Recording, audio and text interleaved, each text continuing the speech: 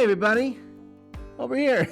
Welcome back to the channel. Steven here, Northwest Small Batch Brewing. Let's play What's in the Box. I mean, you can kind of tell because it's written on the outside, so the cat's kind of out of the bag. But here, let me take this thing out. I've already cut it.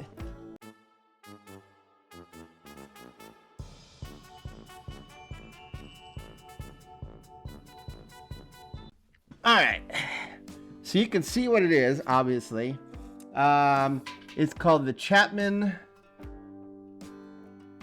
Universal. It's hard to read. It's sort of etched in there. All right, so what is this? This is a fermenter, a stainless steel fermenter.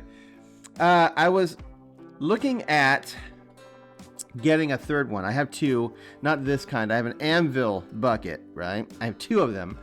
And I was looking at getting a third, but then I looked at the price, and the price has gone up and up and up on those things, and they're just super duper expensive. So I was like, what can I get that's, like, you know, stainless steel? It's not going to cost as much as that thing.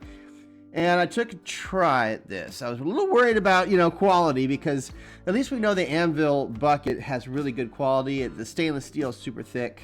I will say that this is out of China, and it does feel, I mean, it feels kind of double-walled, but it just feels, I don't know, it doesn't feel as well made. However, I will say that the anvil bucket is a brushed stainless steel, and this is not, which makes it feel different, and I think that's the main thing.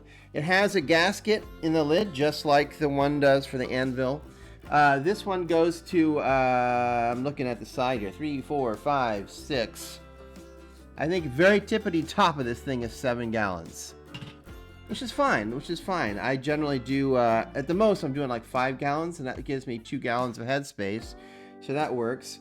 I like that the markers, if they're accurate, I don't even know yet, are etched in the side, meaning that, or stamped in the side, however you want to say it. It's not just like written or printed, which fade over time. These are actually stamped right into it.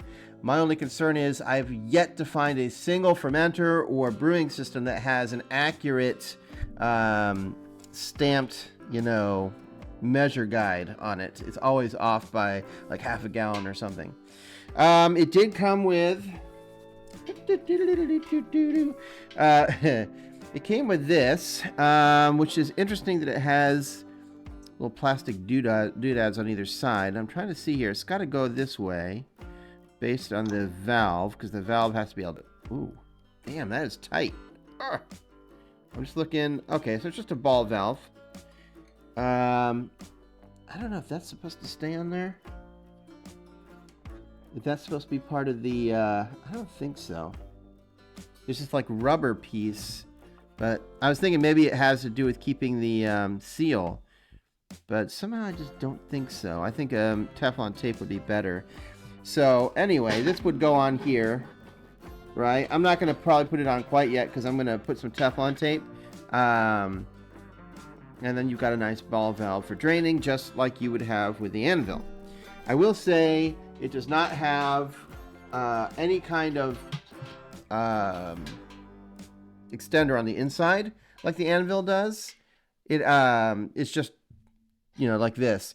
But honestly, that little like pipe that is movable inside the anvil, I have not found that to be very reliable and helpful.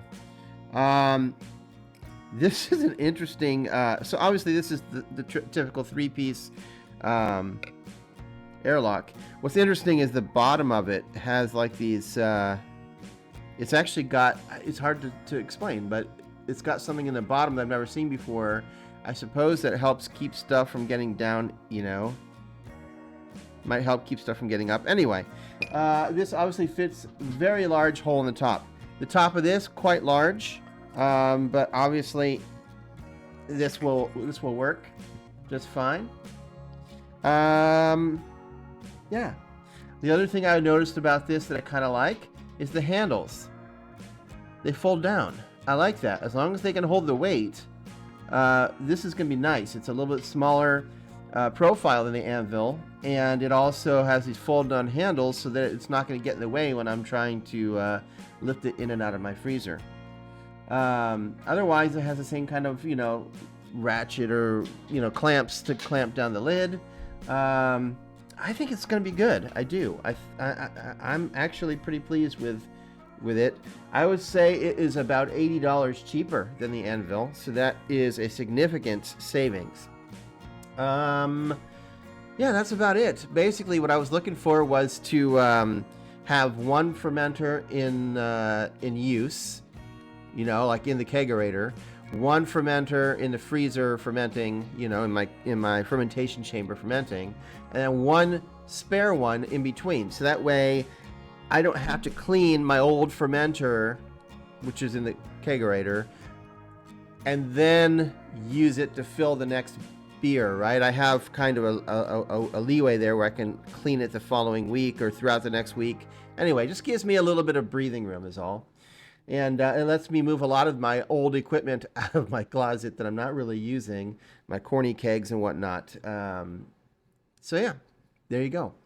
Anyway, hope you found that interesting. If you're curious, if I remember, I'll put a link to this in the description. I think I got it off of Amazon, so it's not like it's hard to get. Yeah, I'll let you know along the way if it has any issues. Anyway, thanks for stopping by. I'll be back next week with another video, and until then, keep on brewing.